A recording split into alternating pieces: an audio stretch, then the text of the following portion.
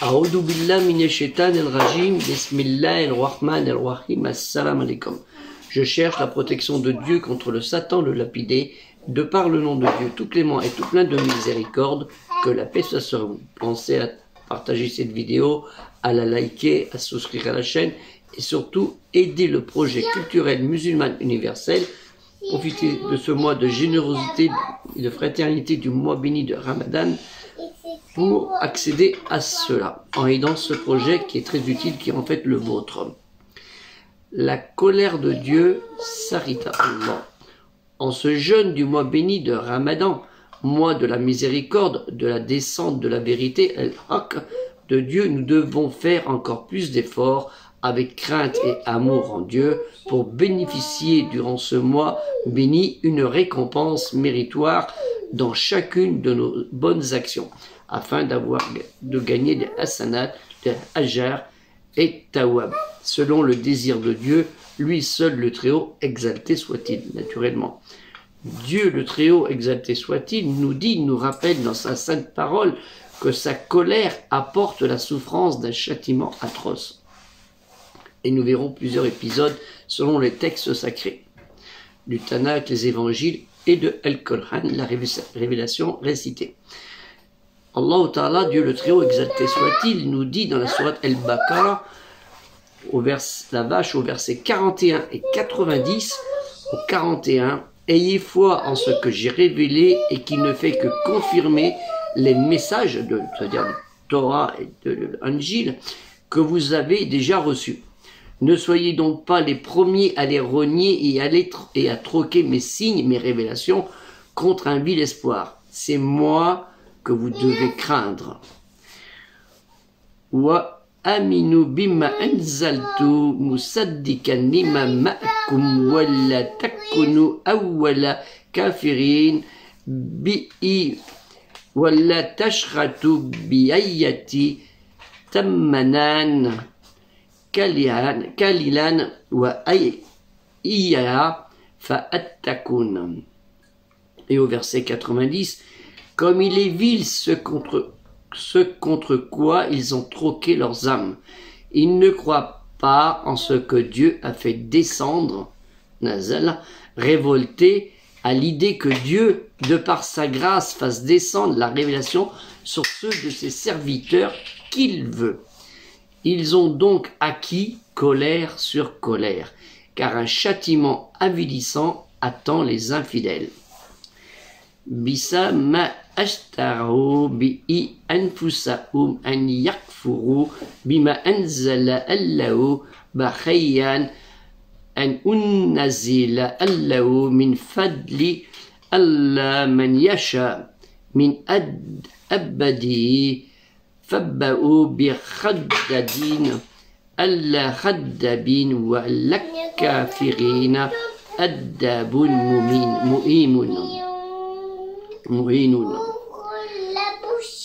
Dans la sourate 3, Allah Ta'ala, Dieu le Très-Haut, exalté soit-il, nous dit dans la famille, la sourate Ali Imran, la famille de Amran, au verset 10, « Ceux qui ne croient pas ni leurs biens ni leurs enfants ne les mettront aucunement à l'abri de la punition de Dieu, ils seront du combustible pour le feu. » Inna alladina kafaru la lan tughna annum amwaluhum wala alladuhum min allahi shay'an wa ulaika waqdu an-nari.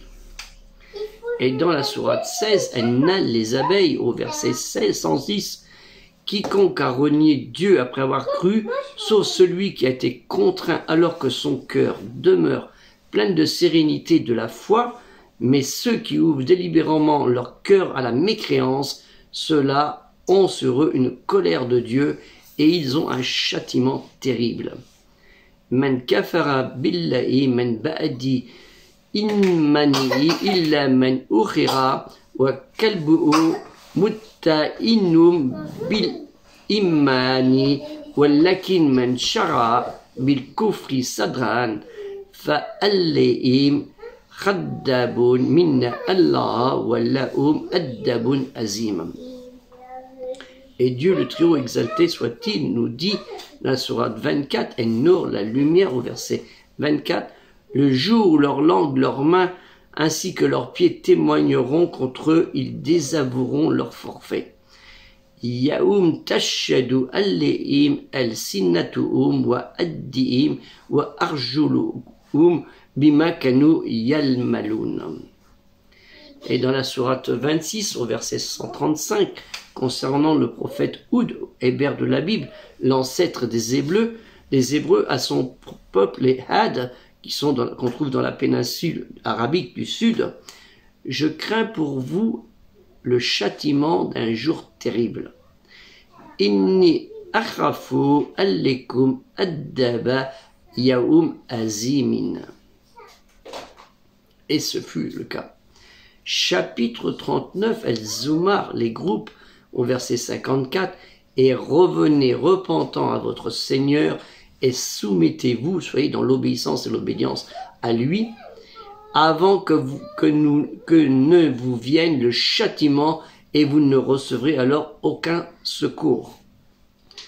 Wa innahu illa rabbikum wa aslimu lahu min kabli an yattayakumu al-dahabu al-addabu thumma la tunsarun. Et au chapitre 48, ou sourate 48, El-Fat, la victoire, au verset 6, et il en use également ainsi pour punir les hypocrites, hommes et femmes, ainsi que les idolâtres, hommes et femmes qui prêtent de mauvaises intentions à Dieu. Puisse le mal qu'ils lui prêtent se tourner contre eux, car Dieu les poursuivra de son courroux et de sa malédiction, et il leur réservera la géhenne, cette affreuse demeure, qu'on souhaite à personne.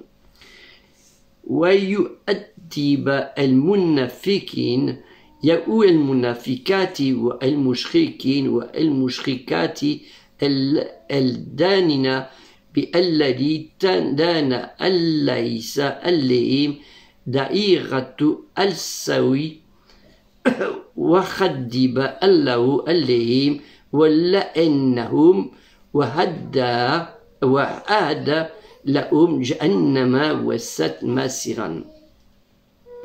Et Dieu nous dit dans la sourate 60, El-Mumtahana, l'épreuve au verset 13, ô vous qui avez cru, ne prenez pas pour alliés des gens contre lesquels est courroucé et qui désespèrent de l'au-delà, comme tous les mécréants désespèrent des gens des tombeaux.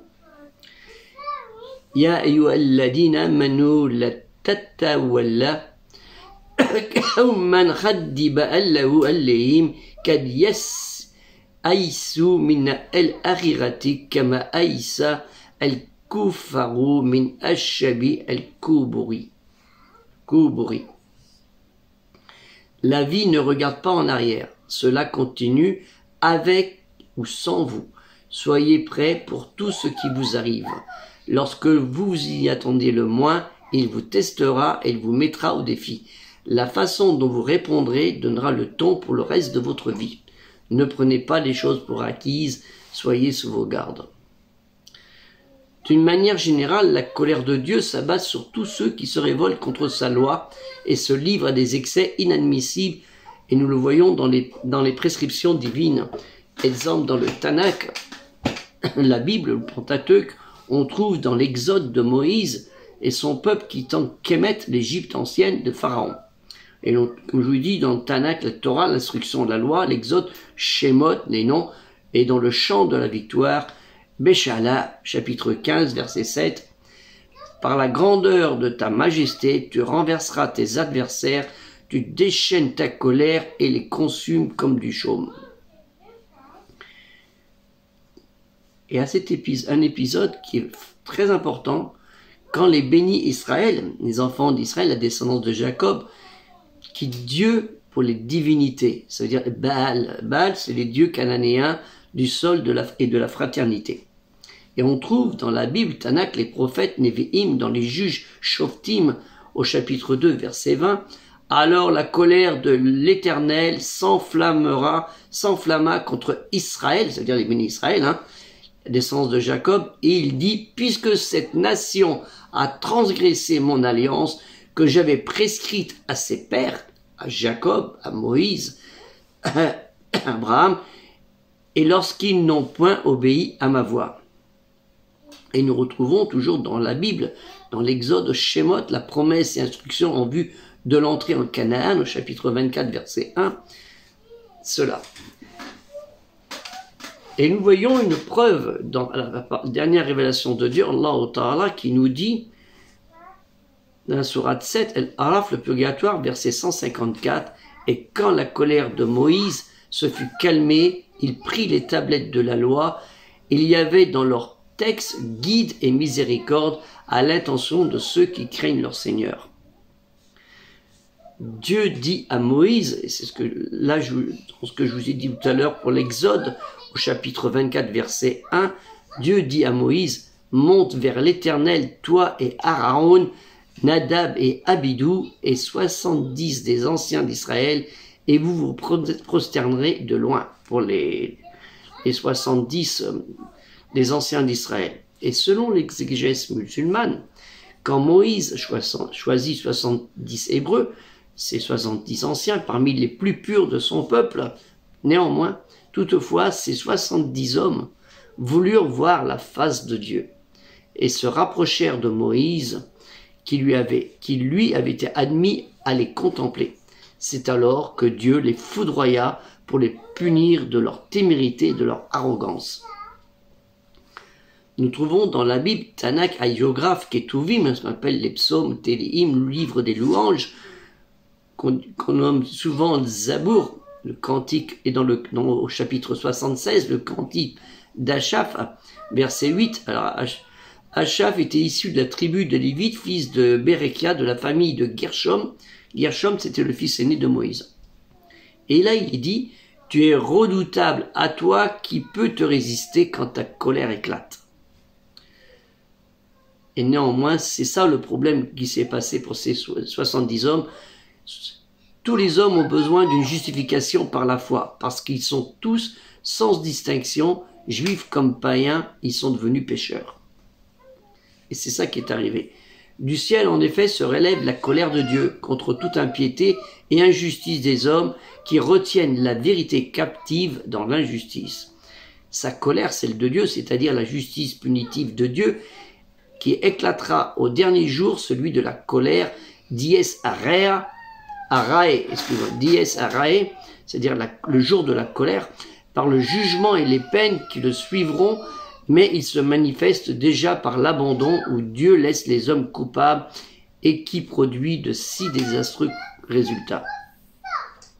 Dans sa nature, l'humain ne peut s'empêcher d'être en colère. Il y a hadith, un propos, une communication orale du prophète Mohammed sallallahu alayhi wa sallam, sur lui le salut et la paix et de Dieu qui dit sur la colère, c'est une braise ardente dans le cœur des hommes. N'as-tu jamais vu quelqu'un sous l'emprise de la colère? Ses yeux deviennent rouges, ses veines se gonflent. Quelqu'un d'entre vous sent-il une de ces manifestations de colère, qu'il se couche sur le côté et s'étende sur le sol? On trouve dans Al-Bukhari, rapporté par Abdallah, décrivit que le croyant en ces termes, Rasulullah sallallahu alayhi wa sallam, croyant en ces termes, le croyant voit ses péchés comme une montagne au pied de laquelle il est assis et dont il craint l'effondrement. Mais l'hypocrite, lui, voit ses péchés comme une mouche posée sur son nez et il croit qu'un geste de sa main suffit pour l'écarter. Certes, les péchés sont si nombreux, certains sont apparents, d'autres cachés. Certains sont commis par négligence et d'autres enfin sont commis volontairement et sciemment. Il se peut qu'un serviteur de Dieu fasse un péché sans qu'il en soit conscient. C'est pourquoi il faut observer Dieu, le craindre sa colère et garder espoir en lui. Aussi le prophète Mohammed sallallahu alayhi wa sallam, sur lui le salut et la paix de Dieu, a dit « L'homme dit un mot entraînant la colère de Dieu, il le dit sans prêter attention et il chute à cause de ce mot pendant 70 automnes en enfer. » 70 automnes en enfer, vous vous rendez compte, ça fait long. Hein. D'après le terme 70, ça a une valeur. D'après Abu Huraira, radiallahu anhu, le prophète Mohammed sallallahu alayhi wa sallam, sur lui le salut et la paix, de Dieu a dit, certes, Dieu a décrit un livre avant de créer la création dans lequel il est inscrit, certes, ma miséricorde prévaut sur ma colère. Et il est écrit auprès de lui au-dessus du trône. Rapporté d'Al-Bukhari et dans son Sahih 75-54 et dans le Muslim son Sahih 27-51. Excusez-moi. D'après Adi ibn Azim, que Dieu l'agrée, radiallahu anhu, le prophète Mohammed sallallahu alayhi wa sallam, sur lui le salut et la paix, a dit: ceux qui ont couru la colère sont les juifs et les égarés. La colère sont les juifs et les égarés sont les chrétiens. Vous le savez très bien dans le Surat al-Fatiha. Rapporté par At-Tirmidhi, authentifié par Ibn Hajar. Dans ce hadith, le messager de Dieu, sallallahu alayhi wa sallam, celui le salut et la paix, nous a expliqué qui sont ceux qui ont été visés par Dieu dans la sourate Al-Fatiha, lorsqu'il a évoqué ceux qui ont couru la colère. El-Mardoub alayhim, et les égarés al-Dalin. Il s'agit donc des juifs puis des chrétiens, et la cause de cela est ceci, car les juifs ont connu la vérité et ne l'ont pas suivie. Et les chrétiens ont adoré Dieu sans science. Nous comprenons ainsi que suivre le bon chemin est donc d'apprendre la science bénéfique qui doit être ensuite utilisée pour adorer Dieu. À ce sujet, après la colère, il est bon d'avoir le repentir, qui lui consiste à s'écarter du péché, regretter de l'avoir commis et prendre la ferme résolution de ne plus jamais y retourner. Le prophète Mohammed sallallahu alayhi wa sallam, sur lui le salut et la paix, de Dieu avait coutume de dire à la fin de la prière: ô Seigneur, tu es la paix et de toi vient la paix, glorifié sois-tu, ô plein de majesté et de bonté. Allahumma antas salam wa mikas salam tabarakta ya jalila wa l'ikram. Que Dieu le Très-Haut puisse nous pardonner nos péchés et nos erreurs durant ce mois béni de Ramadan, Shahr Ramadan Mubarak, qui est un mois de fraternité, de générosité, de pardon, et surtout de se méfier du shaitan, du malin qui, même s'il est enchaîné, essaye toujours de prendre dans ses chaînes le croyant. Que Dieu vous accorde votre jeûne, Inch'Allah, et aider surtout le projet aussi culturel musulman universel par des dons et non par votre zakat. Que la paix soit sur vous. Assalamu alaikum.